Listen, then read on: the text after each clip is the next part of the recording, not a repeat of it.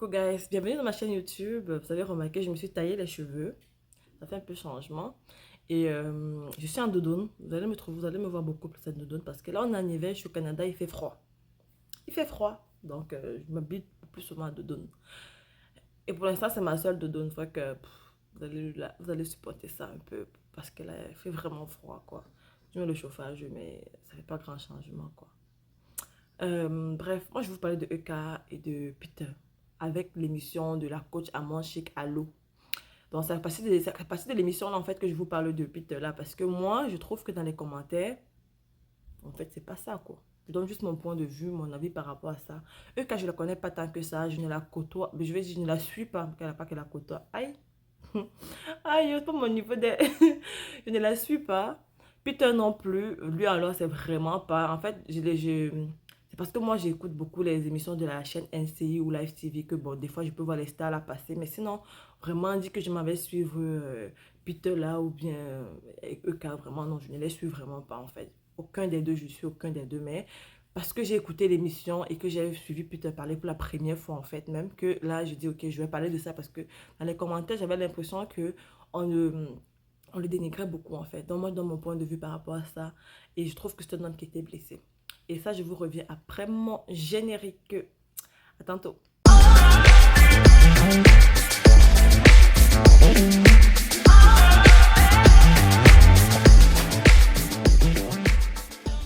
Je disais, Peter, je ne le connais pas. Euka non plus, je ne la connais pas. Mais quand j'écoutais Peter parler, je sentais un homme qui a été blessé en amour. Je sentais un homme qui a donné en amour et qui n'a pas reçu autant.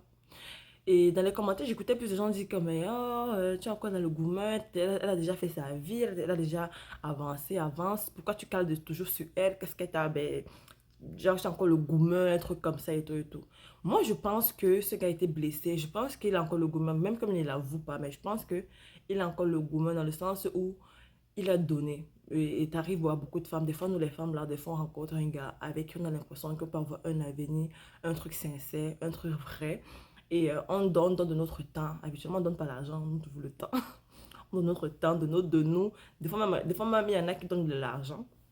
On donne de notre temps, de notre énergie. On est toujours là pour lui, pour faire les idées, préparer à manger. Donc, on est toujours là pour le mettre au petit soin, pour qu'il ne pense à rien d'autre qu'à ses business et tout. Et finalement, il te jette après comme de n'importe quoi, ou du moins, il fait des choses après. Je te dis, mais est-ce que ce gars se rend compte que je me sacrifie pour lui ou pas de sacrifier, mais genre, je me donne beaucoup pour lui en fait. Est-ce qu'il se rend compte que je me donne beaucoup pour lui et qu'il ne fournit pas les efforts assez pour tout ce qu'on est en train de faire, tout ce qu'il m'a dit qu'il allait faire en fait. Et c'est des fois décevant en fait. Donc moi, je le comprends dans le sens où c'est un gars qui a l'air d'avoir donné vraiment, qui a l'air d'avoir mis beaucoup dans la relation et que ça n'a pas marché. Et je vois les gens disaient comme quoi, oh mais eux quand même pas voulu parler de lui, être une fille qui est vraiment bien éduquée et tout et tout. Chacun sait comment il vit son gourmand, chacun sait comment il vit une séparation, et chacun connaît à quel point elle a besoin de parler ou pas. Qu'elle parle devant les. Qu'elle n'en parle, qu'elle parle ou qu'elle n'en parle pas. C'est lui qui connaît ce qu'il a vécu, c'est lui qui connaît comment il a eu mal. Donc, moi, je trouve que en parler, si parler le libère, en plus, même à la fin, elle a dit que ça l'a beaucoup libéré. Si parler le libère, ça le rend plus heureux, je sais pas trop quoi. Qu'on le laisse parler. Pourquoi on veut qu'il ne parle pas? Quand souvent les femmes sont blessées, c'est qu'elles racontent quand quoi elle était blessée, comment le gars était méchant, comment. On laisse parler. On est là, on la soutient. Pourquoi quand c'est lui, on va venir pour attirer sa bouche, on veut pas qu'il parle, on veut qu'il se respecte, qu'il parle de trucs comme une femme. Son gourmand fait qu'il est devenu une femme, il va parler comme une femme. Et qu'en sortant avec lui, il savait qu'il parlait comme une femme. Donc, c'est pas comme si la relation va finir, il ne va plus parler comme une femme. Il va toujours continuer à parler parce que c'est comme ça que lui il se libère. En tout cas, bref, moi quand j'écoutais, ce gars, il disait comme quoi c'est un gars qui se débrouille. Il m'a dit qu'il a arrêté, parce qu'il paraît qu'il a arrêté de travailler à cause de la Covid, vu qu'il n'y avait plus beaucoup de touristes. Donc tu sais que c'est un gars qui sort le matin, qui se bat, qui essaie d'avoir son petit argent tous les jours, qui essaie d'économiser, de faire des business pour essayer d'avancer, pour s'en sortir. Et Euka, elle de son côté, moi je trouve que c'est une femme qui veut avoir un gars qui, qui a la facilité à sortir de l'argent et qui a toujours de l'argent. Mais lui, c'était pas ça. Lui, c'est un gars qui n'avait pas. Il n'avait. Peut-être c'était même un radin, peut-être qu'il avait même, mais qui ne voulait pas sortir. Mais c'est un gars dans ce que moi j'écoutais qui ne voulait pas sortir de l'argent comme ça, n'importe comment, à tout vent, à tout champ, pour acheter des choses, pour régler les problèmes. Il voulait aussi des fois économiser, avoir un petit truc. Il sait que s'il y a un problème, il peut prendre là-bas pour s'en sortir et tout. Et la vie d'aller tous les jours manger dans des grands restaurants, c'était pas son délire. Lui, c'est plus, ok, on va manger à la maison, on mange, on table les commentaires entre nous, on fait notre petit love, on essaie d'économiser, on fait les business. Et il dit que quand il voyait Eka, il se disait qu'avec elle, il va avancer parce que c'est une fille qui est intelligente, c'est une fille qui est réfléchie, c'est une fille qui a les idées. Donc il se disait que, ah, la fille, c'est une fille qui est... C'est comme ça aussi que les femmes aussi, on voit des fois les hommes, on dit, ah, le gars, c'est vraiment, il a l'air de savoir ce qu'il veut, il a l'air posé, il a l'air intelligent, vraiment, je savais, lui, là, vraiment, je vais faire ma vie. Et tu t'accroches à lui disant que ça va fonctionner. Je pense que c'est ce qu'il aussi fait, il s'accroche à elle en se disant que il s'accroche à elle.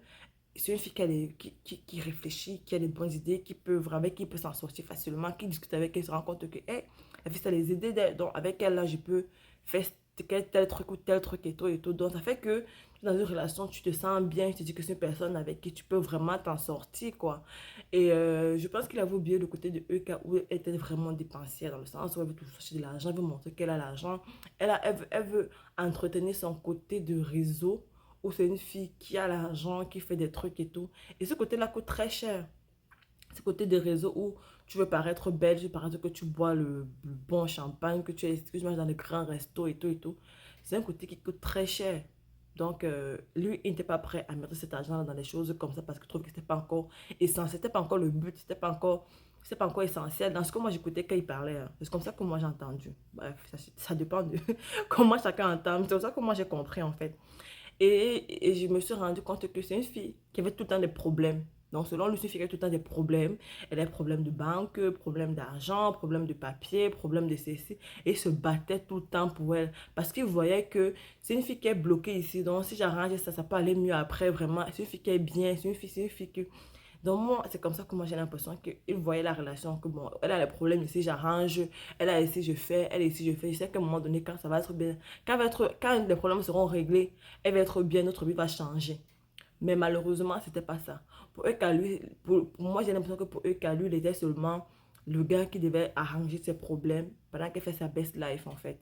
Elle n'avait pas la même vision comme lui, comme quoi, quand on va arranger ça, on va se poser, on va faire comme ça pour faire le business. Parce qu'il dit même qu'il a donné 5 000 € à EK pour faire un commerce, pour faire un business parce qu'il a remarqué que quand fait les publicités, ça fonctionne vraiment. Il a dit, mais quand fait publicité, ça fonctionne, fais ta propre publicité. Moi, je donne l'argent et tu fais. Il a donné ses 7 000, ses 5 000 € qu'il a donné à EK par rapport à ça. Et EK n'a rien fait. Elle est partie acheter 9 perruques à 5 000 € et l'été même qu'elle devait acheter, elle n'a jamais acheté l'été. Donc, ce qui fait que après la séparation, il s'est fâché par rapport à ça. Et la fille des perruques l'a appelé pour dire que mais elle m'a envoyé seulement 900 € et je t'ai envoyé 9 paquets de mèches. Donc, c'est pas comme si je devais t'envoyer plus que ça en fait. Et là il a vu qu'il il s'est senti arnaqué. Et l'agent, qu'est-ce qu'elle a fait de ça? L'agent, là, il a pris ça pour faire sa belle vie comme d'habitude, montrer qu'elle a l'argent, montrer qu'elle a une belle vie. Pourtant, ce n'est pas vrai. Ou du moins, même si c'est vrai, elle n'a pas à l'arnaquer en fait. Lui, ben, je ne sais pas si lui aussi, ça veut dire que c'est une fille vraiment qui a l'argent et qui venait comme ça dans un cocon dormi. Je ne sais pas trop. Mais de toute manière, moi, j'ai trouvé que c'est un gars qui a été blessé. C'est un gars qui a eu un vrai gourmand parce qu'il est arrivé, il a trouvé le père de ses enfants, le père des enfants de eux chez elle, couché dans son lit. Aïe, non, mais Kala, elle est forte. Coucher dans son lit, ce n'est pas normal, ça se fait pas. Que le père des enfants arrive chez toi et se couche dans ton lit, même pas dans le lit des enfants, mais dans ton lit. Et là, la coach lui dit, mais il est venu voir les enfants. Après, la coach lui dit que, mais c'est pas ton lit, c'est son lit. Ça n'a rien à voir. Ça n'a absolument rien à voir. Quand tu as couple avec quelqu'un, que ce soit son lit ou ton lit, tu t'attends pas à venir trouver une autre femme ou un autre homme dans le lit où vous avez l'habitude de passer votre temps ensemble, en fait. Quand tu es avec quelqu'un, je te dis que, bon, ok, je suis avec lui pour l'instant. Donc, ça veut dire que ce lit-là, c'est notre lit, en fait. Ça nous appartient, dans le sens où on peut nous affaires à l'intérieur de temps en temps. Il ne faut pas que ça devienne maintenant du genre, si tu viens, tu trouves c'est comme si tu pas chez ton gars, tu trouves une go dans le lit. On commence à te dire que mais ce n'est pas ton lit, c'est le lit du gars. Est-ce que c'est normal? C'est pas normal pareil en fait. Donc l'intervention de la coach, quelquefois, les interventions de la coach en manche, quelquefois, moi on peut faire comme, mais de quoi elle parle en fait? Qu'est-ce qu'elle raconte de celle-là? Parce que j'étais comme, qu'est-ce que cette femme raconte comme ça? Un homme est en train de te parler de quelque chose qui est arrivé. Tu ne peux rien, tu peux ne rien dire et juste l'écouter. Mais tu ne donnes pas tu ne réponds pas bêtement comme ça, en fait. Tu peux pas dire que c'est pas ça. Tu t'es pas marié avec elle, c'est son lit. Ou bien tu sais pas trop quoi. Tu ne peux pas avoir déjà une idée de la personne quand il vient dans ton émission, en fait. Il faut que tu sois neutre dans les émissions, que tu l'écoutes parler. Après, tu dis, ok, on t'écoutait. Puis tu t'es de basta à avancer, en fait. Tu dois pas commencer à avoir une idée de la personne et tout et tout. Et bref, moi, j'ai trouvé ça quand même assez triste et plate pour une émission comme ça.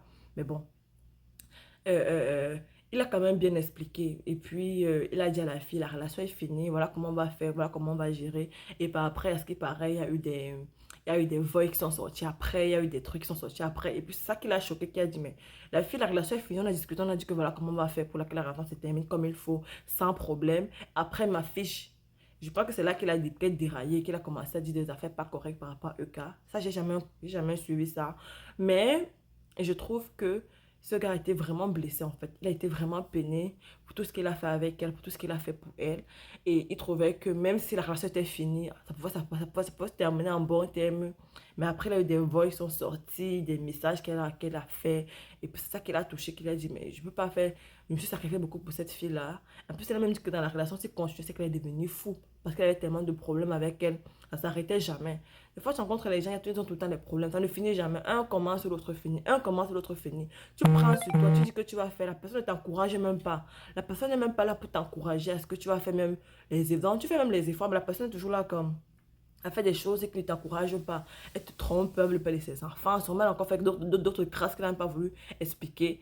Et c'est toujours lui qui est devant dans ses problèmes. En fait, ce n'est pas son chien, quoi. Même si on dit qu'elle est belle et qu'elle a les fesses, qu'elle a tout ce qu'elle a là, en fait, ça ne compte pas tant que ça, en fait. Je veux dire, c'est le physique. Mais à l'intérieur, qu'est-ce qu'elle proposait de concret, de vrai? Il n'y avait rien pour lui, de ce que lui dit. Il n'y avait rien de si intéressant que ça, en fait. C'était juste pour le voile et le visage. Donc, c'est ça. Donc, moi, je trouve que c'est un homme qui était blessé, qui a été vraiment blessé. Et que même s'il parle comme une femme, même s'il raconte c'est sa manière de gérer son gourmand. Même comme il dit que c'est pas le gourmand, qu'il avait de la haine pour elle et tout. Je peux le comprendre, mais moi, je pense que c'était vraiment le gourmand qu'il avait et qu'il était vraiment déçu d'elle, en fait, par rapport à tout ce qu'ils ont vécu, par rapport à tout ce qu'il a fait pour elle. Il était déçu de l'entendre parler comme ça. Mais même les femmes, on se plaint souvent. Tu dis, ce gars, j'ai fait ci pour lui, j'ai fait ça pour lui. Et après, peut-être pas considérer que tu es une pute, que tu es ceci, que tu es cela. Et ça te blesse. Tu te dis, mais ce gars, j'ai fait beaucoup pour lui. Pourquoi est-ce qu'il il me traite comme ça, en fait? Il y en a des femmes qui vont parler, il y en a qui ne vont pas parler. Donc, chacun connaît avec qui il est sorti, comment l'autre réagit face à un problème. Donc, elle n'avait que à se... Elle n'avait qu'à se taire ou bien à gérer ça dans le calme comme ils avaient prévu et non d'aller l'afficher derrière pour montrer qu'elle était la gentille, lui le méchant. En tout cas, bref. Ce n'est que son point de vue à lui. Et je ne détaille que en fonction de ce que j'ai compris dans l'émission, en fait. Dans l'émission, moi, je suis que c'est un gars qui était blessé, qui était trahi en amour. Bon, une partie que j'avais oubliée. La partie où Peter disait comme quoi on l'a forcé pour les fiançailles. Ça, j'ai pas du tout aimé. Parce que j'ai pas compris, on peut pas te forcer à lâcher une bague et te mettre en genou pour demander une femme en fiançailles. On peut pas te faire, c'est sûr qu'on peut te mettre une pression. Mais c'est pas qu'on t'a forcé, tu as quand même voulu le faire. Et moi, je me dis encore que c'est parce qu'il a vu quelque chose en elle, qu'il s'est dit, bon, cette fille-là, je peux faire ça avec ça. Donc, pourquoi pas la fiancer? En plus, il disait qu'il ne voulait pas une fille, il voulait une femme. Mais bon, malheureusement, ça n'a pas marché. Mais cette partie-là, j'ai pas appris. Ça ne peut pas te forcer à te mettre en genou, demander quelqu'un en fiançailles. Il n'y avait pas la meuse ta tête quand même. Donc, je n'ai pas été forcée. Peut-être qu'il y a eu un coup de pression. Mais bon, c'est ça. C'était la dernière partie que j'avais oubliée. Donc, tantôt plus montage.